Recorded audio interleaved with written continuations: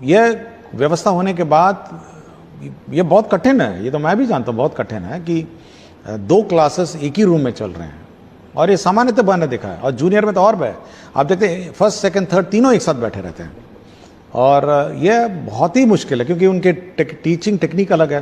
अब क्लास 1 का teaching technique बहुत अलग है, क्लास 2 का अलग है, क्लास 3 का अलग है। तो मैं टीचर्स की समस्या समझता हूँ और मैं सभी 100% हम लोग जो क्लासरूम है वो सैंक्शन करेंगे, बिल्डिंग्स बनेंगे, लेकिन तब तक वो टाइमिंग हम लोग आगे इसका ट्रायल कर लिया है जहाँ तक ई शिक्षा कोर्स से बच्चों का अटेंडेंस है। लेकिन जो अभी टैब भी प्रोक्योरमेंट की प्रक्रिया में है, जो टैब हम लोग उपलब्ध कराने की व्यवस्था में है, तो ट्रायल तो ले लिया गया है कि बच्चे की गिनती ऑटोमेटिकली जो टैब से फ़ोटो होगा ऑटोमेटिकली वो चेक कर लेगा किसका चेहरा कौन सा है और कितने बच्चे आज आ गए हैं। तो ट्रायल तो हो गया है और ट्रायल सक्सीड भी हो गया है। तो इसके लिए उचित ट्रेनिंग की आवश्यकता है, उचित व्यवस्था की आवश्यकता है और उचित टेक्नोलॉजी, मतलब लोगों को जानकारी हो, बच्चों को जानकारी हो, यह अवस्था है। तो इसका एक समय पे हम लोगों ने अपना टारगेट रखा है कि 1 जनवरी से हम लोग इसको फाइनली रोल आउट करेंगे। तो 2 महीना कम से कम हम लोग को लगेगा, लेकिन ट्रायल हम लोगों ने ले लिया है। मतलब हो सकता है जनवरी फरवरी हो जाए, बट इससे क्या होता है कि पहले तो अटेंडेंस आप डिजिटली मार्क करेंगे उस टैब पे। बाद में जब अटेंडेंस हो जाता है तो वो टैब पूछता है कि फ़ोटो चाहिए मुझे बच्चों का।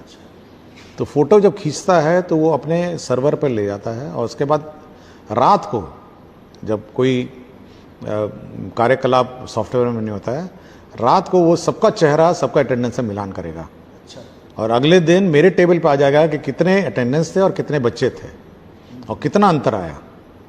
तो कुछ तो सामान्य टेक्नोलॉजी अंतर हो सकता है, लाइट का अंतर हो सकता है, लेकिन अगर कोई बहुत ज़्यादा अंतर आ जाएगा तो वो तो मेरे सामने आ जाएगा कि भाई इतने बच्चे केवल 10 थे और अटेंडेंस लगा दिया 50। तो ये टेक्नोलॉजी ट्रायल हो चुकी है और सक्सेस भी हो चुकी है। अब ये प्रशिक्षण और बहुत हेवी ट्रेनिंग की आवश्यकता है। तो हम लोग ट्रेनिंग के बाद ही इसको एक विद्यालय गया था, उर्दू माध्यमिक विद्यालय बाराचट्टी में थी और बहुत बड़ा कैंपस था। मतलब हमको लगता है कि करीब 2.5-3 एकड़ का कैंपस था, बिल्डिंगें भी थी, सब था और मिड डे मील भी था वहाँ पे। लेकिन बगल में दीवार के किनारे एक तो स्कूल, प्राइवेट स्कूल खड़ा हुआ था और उस स्कूल का निरीक्षण किया।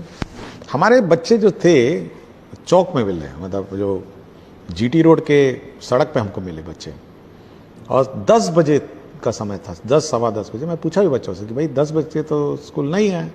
आराम से चलते हुए आ रहे थे, 2-3 लड़कियां थी चलती हुई आ रही थी।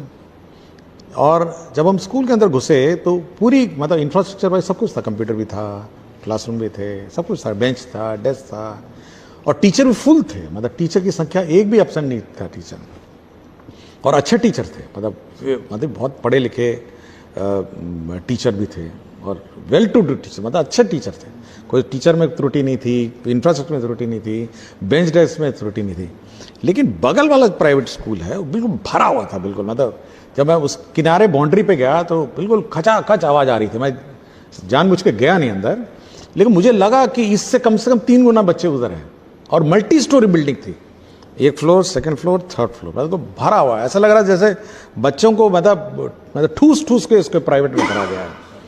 तो ये मानसिकता जो है ना, ये सामाजिक मानसिकता है। एक तो पेरेंट्स को गवर्नमेंट स्कूल को सीरियसली लेना चाहिए। जैसा बोला ना, अभिभावक अपना आते नहीं है, तो प्राइवेट स्कूल में अभिभावक नहीं आएगा तो बच्चों को निकाल देगा वो। तो अगर पेरेंट टीचर मीटिंग में अभिभावक नहीं जाएंगे तब समझ सकते हैं कि प्राइवेट स्कूल क्या करता है। और अगर प्राइवेट स्कूल में अगर यूनिफॉर्म के बिना जाएंगे तब क्या करेगा? घुसने नहीं देगा, बाहर खड़ा कर देगा बाउंड्री के बाहर। और प्राइवेट स्कूल में अगर बच्चा अपनी नोटबुक नहीं लेकर आएगा, होमवर्क नहीं करके आएगा, देखिए क्या होता है। तो ये पेरेंट्स को भी देखना है कि शिक्षा मुफ्त है, लेकिन इसका मतलब नहीं है कि ये मुफ्त शिक्षा किसी भी स्तर पर जो पेड शिक्षा है, जिसको प्राइवेट शिक्षा है, उससे कम है। हम यूनिफॉर्म के लिए पैसा भी देते हैं आपको, हम खाना भी मिड डे मील खिलाते हैं, सारी किताबें भी देते हैं, बैग पेंसिल नोटबुक तक देते हैं हम। प्राइवेट स्कूल में तो सब आपका पैसा लगता है। तो किसी भी, देखिए अभिभावक को भी समझना चाहिए कि ये बहुत सीरियस पढ़ाई हो रही है और सरकार इस शिक्षा व्यवस्था के प्रति बहुत सीरियस है। कोई कैजुअल पढ़ाई नहीं हो रही है, मैं देखता हूँ बहुत सीरियसली पढ़ाई होती है। और परीक्षा तो बिहार बोर्ड का ही लेना है, बच्चे यहीं से अपेयर। हाँ, अब केवल एवरीडे मतलब good morning good evening English में बोल के, टाई पहन के और मतलब प्राइवेट यूनिफॉर्म पहनने से थोड़ा ना शिक्षा हो जाती है। मतलब अगर यही समझ है तब तो बड़ा चिंता का विषय है। तो सरकारी टीचिंग को पेरेंट्स, समाज, सभी लोगों को बहुत सीरियसली लेना चाहिए। और जब तक सब लोग नहीं लगेंगे, सब लोग, देखिए सामाजिक व्यवस्था है। मैं तो कभी कभी पूछता हूँ कि कभी यूट्यूबर मैंने देखा ऐसे घुस जाते हैं, टीचरों का प्रश्न पूछने लग देते हैं, क्लास चल रही है बच्चों का पूछने। मैं कभी कभी पूछता हूँ कि कभी प्राइवेट स्कूल में ट्राई किया यही बात? प्राइवेट स्कूल में गए और घुस जाइए प्राइवेट स्कूल में और किसी प्राइवेट टीचर से पूछ के देखिए, वो ना तो एग्जाम पास किए हैं वो लोग, तो सी उसकी तो परीक्षा भी नहीं होती है ना। यहाँ तो बीपीएससी लिखा है, अपना ये जो सक्षमता परीक्षा सब लिख के आए हैं। यहाँ तो they have qualified an exam. तो आप ट्राई वहां करिए ना। तो आप इस व्यवस्था को सीरियस लेना चाहिए and everybody should take it. मैं तो कहता हूं पत्रकार को भी इसको सीरियसली लेना चाहिए। हम सुझाव लेने के लिए बहुत ओपन है, हम तो आज सुझाव ले ही रहे हैं आपसे। लेकिन इस व्यवस्था, शिक्षा व्यवस्था बहुत सीरियसली लिया जाए, पेरेंट्स सीरियसली लिया जाए। बच्चा अगर 9 बजे से पहले स्कूल नहीं जाए तो उसको डांटना चाहिए कि क्यों नहीं तुम स्कूल जा रहे हो, तुम्हारा तो 9 बजे स्कूल है। अब आराम से लड़कियां जा रही हैं 10 बजे, चौक में मिली, आराम से जा रही है, कोई अर्जेंसी नहीं, मतलब आराम से जा रही है। जैसे ऐसा लगता है जैसे कि मतलब हेड मास्टर जी अपना एक्सेप्ट कर ही लेंगे। अब लोग सोचता है कि सरकार चला रही है तो कैसे नहीं लेगा बच्चा, 11 बजे आएगा तो बच्चा क्यों नहीं क्लास में बैठेगा। ट्राई करिए ना, यही चीज ट्राई करिए प्राइवेट स्कूल में। हम लोग उस व्यवस्था नहीं लागू करना चाहते हैं, पनिशमेंट की व्यवस्था, कॉर्पोरल पनिशमेंट की व्यवस्था। हम लोग चाहते हैं कि समाज कोऑपरेट करे, सब लोग कोऑपरेट करें। अब वो कहता है कि बस से, दुनिया भर से बस से इकट्ठा करके लाता है, और दूर दूर से पता नहीं कहां से। हमको बोला, बाराचट्टी का स्कूल था, NHGT रोड पे था, बोला दूर दूर से आता है, पूरा ठूस के भर देता है स्कूल को। भाई हम तो हर गांव में, हर पंचायत में हम लोग स्कूल खोले हैं भाई, हम तो आपके बगल में खोले हुए हैं। तो ये मेरा थोड़ा है कि समाज का मानसिकता बदलना चाहिए, तब ये। और सरकार बहुत सीरियस है एजुकेशन में, सरकार बहुत सीरियस है। 20% बजट सरकार का पता ही शिक्षा में जाता है, 20%, 100 रुपये में 20 रुपये सरकार जो खर्चा करती है शिक्षा में जाता है, इससे ज़्यादा क्या खर्चा करेगी।